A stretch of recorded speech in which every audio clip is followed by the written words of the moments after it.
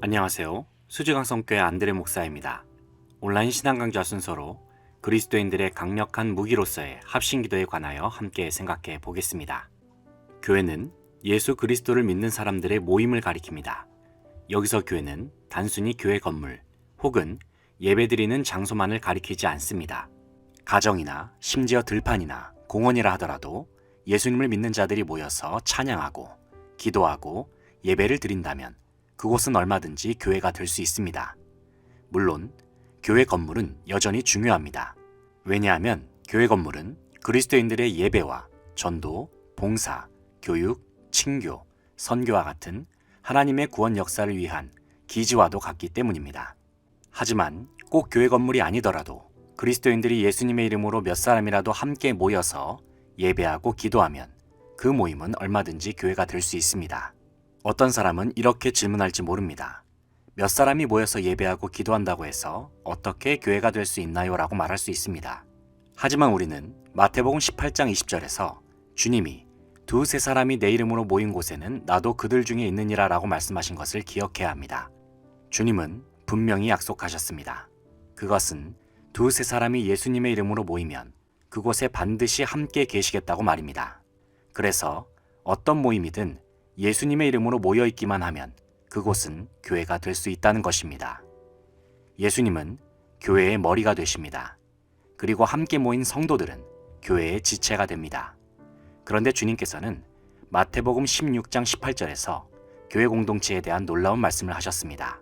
마태복음 16장 18절을 보면 주님께서는 내가 이 반석 위에 내 교회를 세우리니 음부의 권세가 이기지 못하리라 말씀하셨습니다.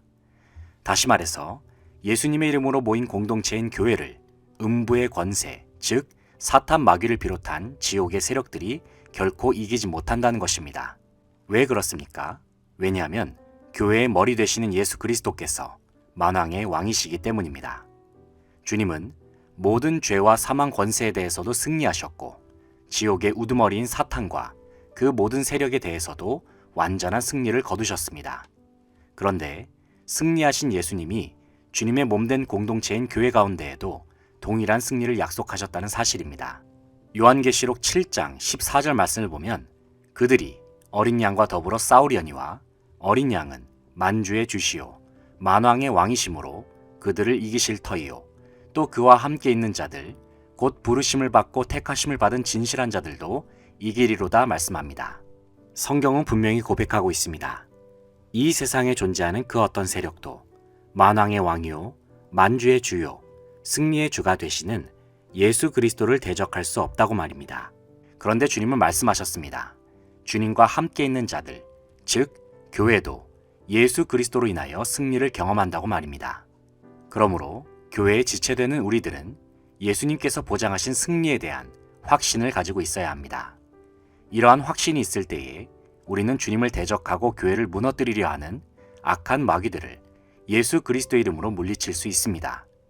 특별히 주님은 믿는 자들이 예수님의 이름으로 모인 곳에 함께 하시고 그들이 합심하여 드리는 기도에 응답하여 주십니다. 예수님은 주님의 말씀하신 것들을 반드시 책임지시고 이행하시는 분이십니다. 그러므로 우리는 주님의 말씀을 굳게 의지하는 믿음으로 기도해야 합니다. 합심기도는 하나님께서 우리에게 주신 영적인 무기와도 같습니다. 합심기도는 마지막 때에 교회가 악한 마귀와 싸워서 이기는 비결입니다. 주님께서 온 세상을 심판하시는 세상의 마지막 날이 점점 다가올수록 교회를 향한 마귀의 미혹과 공격은 더욱 극심해질 것입니다. 왜냐하면 마귀도 자기의 때가 얼마 남지 않았음을 알고 있기 때문입니다. 만약에 악한 마귀로 인하여 교회가 어려움을 당하고 있다면 몇 사람이라도 좋으니 합심하여 기도하시기 바랍니다. 그리고 교회의 분열과 반목과 혼란스러움을 조장하는 악한 마귀가 예수 그리스도의 이름으로 떠나가도록 합심하여 기도하시기 바랍니다. 혹시라도 분쟁에 휘말린다 하더라도 굳이 상대방과 옳고 그름을 따지거나 싸우지 마시기 바랍니다. 우리가 해야 할 가장 중요한 일은 오직 기도뿐입니다. 어려움 앞에서 하루속히 믿음의 동력자를 찾아서 함께 모여서 기도하시기 바랍니다. 출애굽기 17장 8절로 16절을 보면 광야를 행진하는 이스라엘 백성들이 아말렉 민족과 싸우는 장면이 나옵니다. 여호수아는 이스라엘 군대를 이끌고 아말렉과 싸우고 있습니다. 그리고 모세는 이스라엘을 위하여 두 손을 들어 기도했습니다. 모세가 두 손 들어 기도할 때에는 이스라엘은 싸움에서 승리를 거두었습니다. 그런데 이상하게도 모세의 두 팔이 내려왔을 때에는 아말렉이 이기는 양상으로 바뀌는 것입니다. 하지만 모세는 혼자의 힘으로는 계속해서 두 손을 높이 든 채로 유지할 수는 없었습니다. 즉, 혼자의 힘으로는 기도하기가 버거웠던 것입니다. 그런데 그때에 아론과 훌이 모세의 양손을 붙잡으며 모세가 이스라엘을 위하여 끝까지 기도할 수 있도록 도왔습니다. 결국 이스라엘은 모세와 아론과 훌의 합심기도로 말미암아 승리를 거두게 됩니다. 모세와 아론과 훌이 협력하여 기도한 장면은 합심기도에 대한 중요한 교훈을 남겨줍니다. 그것은 우리가 혼자서 기도할 수 없다면 반드시 합심하여 협력하면서 기도해야 한다는 것입니다. 합심기도는 모든 환난과 시험을 이기는 비결이 됩니다. 합심기도는 가정과 교회를 비롯한 공동체의 어려움, 더 나아가서 나라와 민족을 위기에서 건지는 기도입니다. 단순히 형식적으로 하거나 적당히 하다가 마는 그러한 기도는 의미가 없습니다. 꼭 해결해야 하는 문제가 있다면 간절한 마음으로 합심하여 기도하시기 바랍니다. 필요하다면 금식까지 해서라도 생명을 다해 기도하시기 바랍니다. 회개할 것이 있다면 눈물을 흘리면서 부르짖으시기 바랍니다. 어떤 일이 있어도 절대로 낙심하거나 좌절하지 마시기 바랍니다. 주님께서는 우리의 합심하는 기도에 반드시 응답하십니다.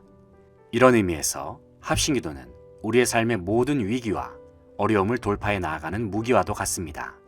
주님께서 우리에게 주신 영적인 무기를 잘 활용하여 주님 다시 오시는 그날까지 승리의 길로 계속해서 행진해 나아가는 모든 주님의 백성들 되시길 바랍니다.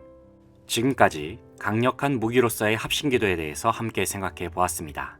저는 수지강성교회 안드레 목사였습니다. 다음 시간에 찾아뵙겠습니다. 감사합니다.